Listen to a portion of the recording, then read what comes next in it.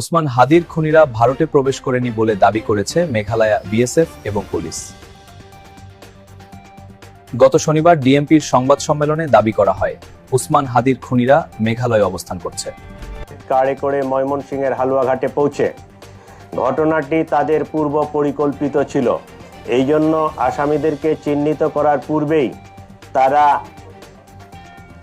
সীমান্ত পাড়ি দিতে সক্ষম হয়।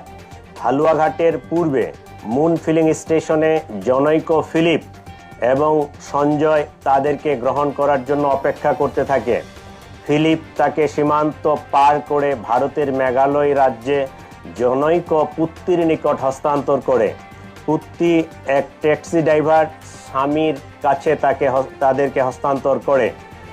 স্বামী মেঘালয় রাজ্যের তুরা নামক একটি শহর আছে, সেই শহরে তাদেরকে পৌঁছে দেয়। আমরা ইনফরমাল চ্যানেলে মেঘালয় পুলিশের সাথে যোগাযোগ করে যেটি জানতে পেরেছি, তারা ইতোমধ্যে পুত্তি ও স্বামীকে গ্রেফতার করেছে।